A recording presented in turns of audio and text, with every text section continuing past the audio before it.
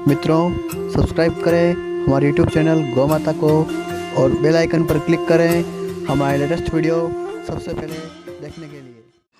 अभी संसार में सबसे जल्दी उन्नति कौन करता है, सुन लीजिए। आप में से कितने बच्चों को प्रोग्रेस करनी है? हाथ ऊपर करना कि हमारी प्रोग्रेस होनी चाहिए, ऐसा हमको लगता है। ऐसे कितने बच्चे जिनको लगता है कि वो अच्छी वाली नौकरी करे, बहुत बढ़िया नौकरी, बहुत अच्छी बात है। अब जिन्होंने पूरे हाथ ऊपर कर लिए उनको तो कोई कलेक्टर की पोस्ट चाहिए, और जिन्होंने हाथ ऊपर नहीं किया उनको तो चपरासी वाली भी चल जाएगी। ठीक है, हाथ नीचे कर लीजिए। अब हम आपको बताते हैं कि संसार में किसी भी क्षेत्र में आदमी कब उन्नति कर सकता है। गाय माता जी का बछड़ा जब छोटा होता है तो क्या कहते हैं उसको? बछड़ा। और थोड़ा बड़ा हो जाता है फिर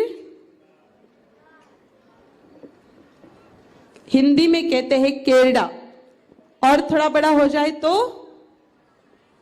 सांड। पहले वो बछड़ा था, फिर केरड़ा बना, फिर सांड बैल बना।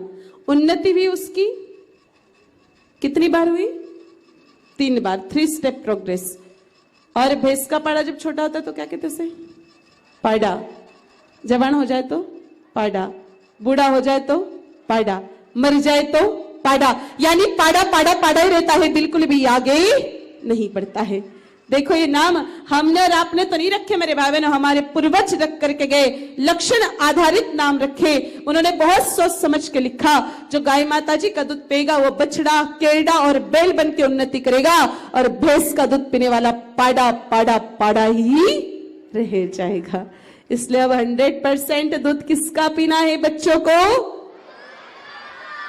गाय माता का। ये तो हो गई बच्चों समझाने की बातें। लेकिन पढ़ाई करने वाले बच्चे ऐसा क्या करें कि उनको पढ़ते ही याद हो जाए। कुछ कुछ बच्चे 30-30 बार रटते हैं। कुछ कुछ बच्चों की ऐसी समस्या होती है कि एग्जाम से पहले 2 महीने हम तो कमरे से बाहर ही नहीं निकलते, बिल्कुल 24 घंटे पढ़ते रहते हैं। लेकिन एग्जाम आने के बाद जब एग्जाम हॉल में जाके लिखते हैं तो डब्बा गोल हो जाता है, कुछ भी याद नहीं रहता। ऐसा क्यों हो रहा है हमारे साथ में? तो मेरे भाई बहनों, विद्यार्थी भाई बहनों को 3 नियमों का पालन करना पड़ेगा। सबसे पहले पढ़ाई करने वाले विद्यार्थी को सुबह जल्दी उठना पड़ेगा। अब सुबह कौन सा बच्चा उठ पाएगा? अरे हाथ ऊपर कर दिए आपने, बहुत अच्छी बात है। आप मान गए कि कल से जल्दी उठेंगे, हाथ नीचे कर लो। लेकिन सुबह जल्दी उठने के लिए आपको रात को जल्दी सोना पड़ेगा। जो बच्चा रात को 2-2, 3-3 बजे तक पढ़ाई करता है वो सुबह जल्दी उठ पाएगा क्या? नहीं उठ पाएगा।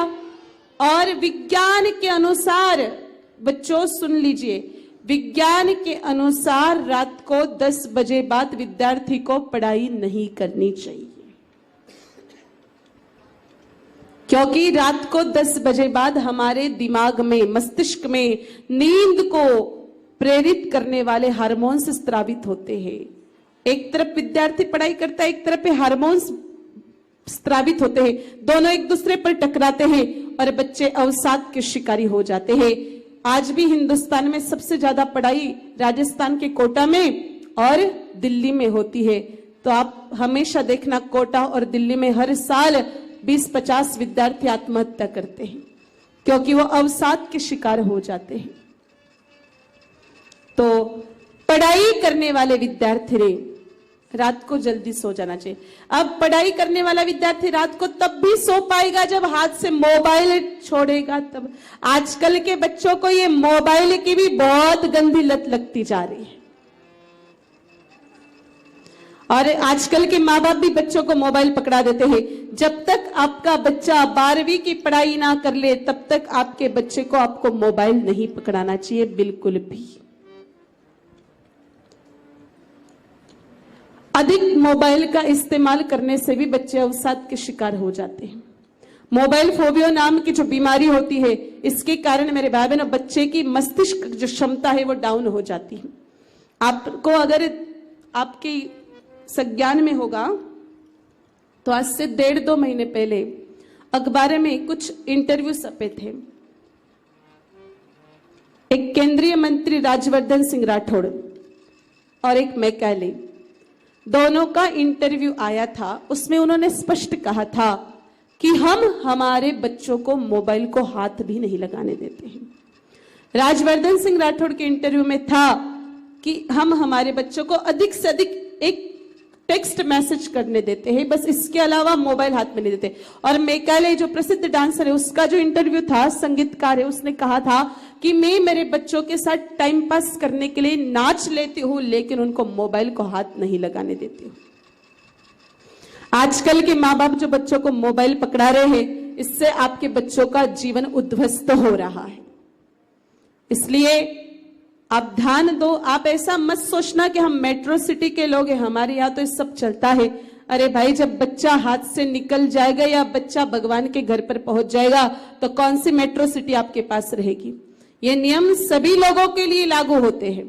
इसलिए पढ़ाई करने वाले बच्चे को आप मोबाइल मत पकड़ाओ। रात को 10 बजे किसी भी हालत में बच्चे को सुला देना चाहिए, जगाना नहीं चाहिए। फिर सुबह उसको जल्दी उठा करके, जब सूर्य नारायण भगवान की पहली किरण धरती पर आती है, हमने पहले दिन भी बताया था, शायद ये विद्यार्थी नहीं थे उस दिन, सूर्य नारायण भगवान की कुल कितने किरणें होती बच्चे? और ये किरण विज्ञान के अनुसार 7 है, अध्यात्म के अनुसार 8 है। 8वीं किरण का नाम है धर्मेष्टि किरण। ये केवल ब्रह्म मुहूर्त में आती है।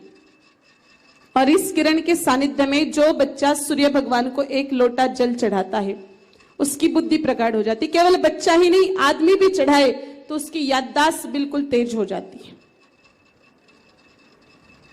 और पढ़ाई करने वाले बच्चे को सूर्य भगवान की उपासना